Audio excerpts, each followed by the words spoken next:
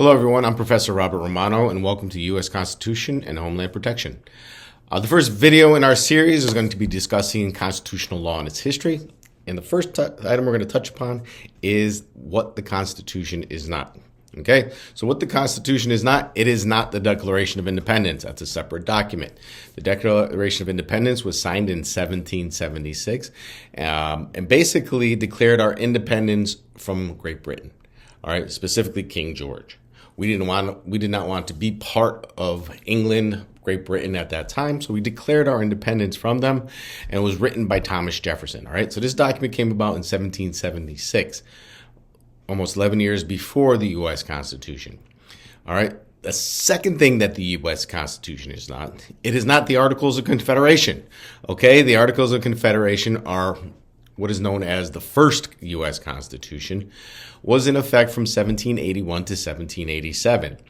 And it bridged the time between the Revolution and the time up until the U.S. Constitution that is our current law was signed. All right, it was adopted by Congress in November of 1777. However, it was not fully ratified by the states or the colonies at the time until 1781. The Articles of Confederation, interesting document, right? There was no president of the United States. It was a weak federal government. So the Articles of Confederation gave a lot of powers to the states, and therefore the federal government was rather weak, right? As the Article 2 states within the Articles of Confederation, each state retains its sovereignty, freedom, and independence. And every power which is not expressly delegated to the United States is therefore part of the state's power, okay? So, the Articles of Confederation withheld vital powers from the U.S. government, from the federal government. The U.S. government federal government could not levy taxes. It was hard to repay our war debts then. It could not regulate commerce. And basically, it just passed laws affecting domestic affairs. Right? Very, very limited. Its chief function of the federal government was to conduct foreign affairs. Basically, that was it, right? It was just very limited in its scope, limited and allowed what the federal government could do, and the states retained most of their powers. What the U.S. Constitution is not, it is also not the Bill of Rights, okay? Or the Bill of Rights, or what is known as the first 10 amendments of the U.S. Constitution, all right? Those are the Bill of Rights. So there's the U.S. Constitution, and then a separate document which came 4 years later is the Bill of Rights. And those are the first 10 amendments to the U.S. Constitution. All right, so you got to understand the Bill of Rights was not originally included in the Constitution itself. All right, so the First and Second Continental Congresses were there. They wanted the colonies and the states to maintain sovereignty over their own affairs, and they were apprehensive about having a strong central government like Great Britain's. Right, so this led to limited national government, limited power. And because of this, nothing really could get done, right? So what they decided to do in 1887 was to hold another constitutional convention, right, to fix any deficiencies in the Articles of Confederation. All right, so this constitutional convention came to Philadelphia in 1787. It was done pretty secretively. With the strongest advocates saying, we're just going to come together and we're going to try to rectify things. The strongest advocates being James Madison, Alexander Hamilton, John Jay. It was finally, after many, many months of debate, it was written and signed on September 17, 1787. Again, prepared kind of in secret, right? Behind locked doors, because we were changing things up so much. And the interesting thing about it, it did not include the Bill of Rights. Right, as I previously stated, did not include individual rights. This was just how we were going to structure our government. All right, so in 1787, in Independence Hall in Philadelphia, Pennsylvania, the U.S. Constitution came into being. That doesn't mean it was law yet, all right, but it came into being. All right, at that time, only 39 of the 55 delegates who attended the convention, or roughly a third, did not sign it.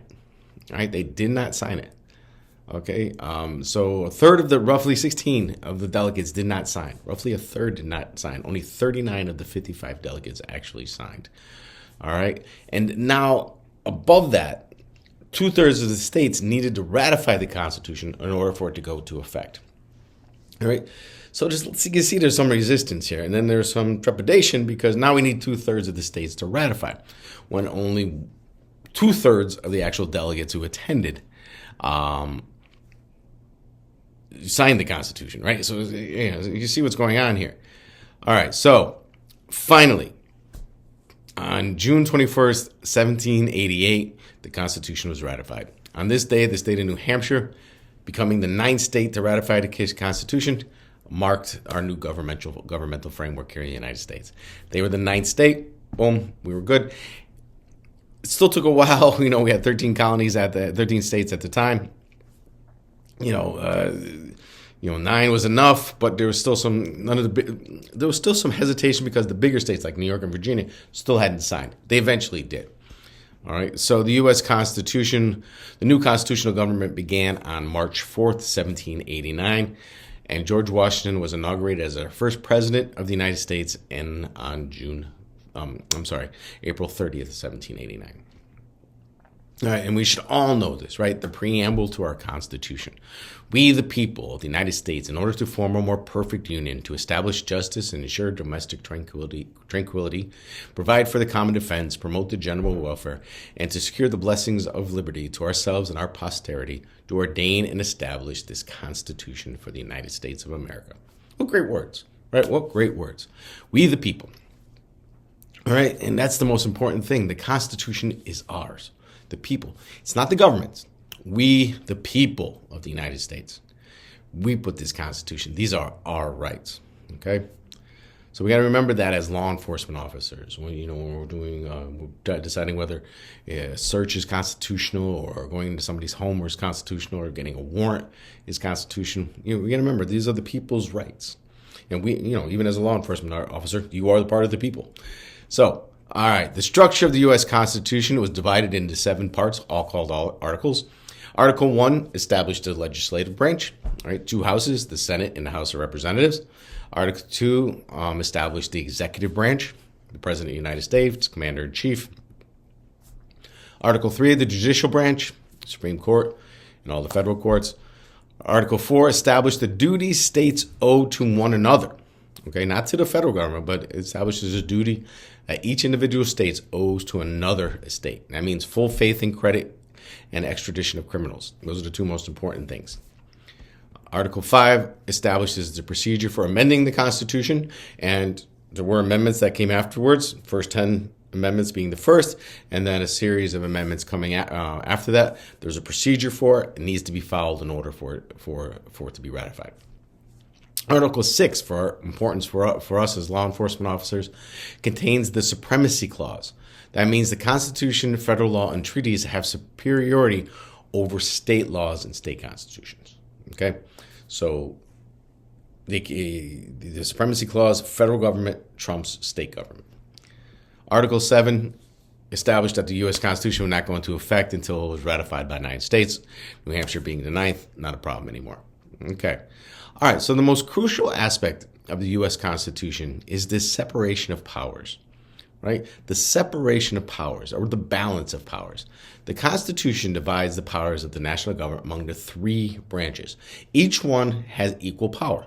The legislature, the power to make laws, the executive, the power to enforce laws, and the judicial, the power to interpret laws. Okay? They're equal. Legislative, executive, and judicial. One is not more powerful than the other. They check, they balance one another. They are separate, and they check and balance one another. And that's going to lead us into our first deliverable due this Friday. All right, so first deliverable will be due this Friday. It will be posted on Canvas. If you have any questions, comments, or criticisms about it, I'm always here for you. So just feel to reach out. Any questions about this PowerPoint or this information regarding the history of the U.S. Constitution? Also, please feel to reach out. Thank you very much. See you next time.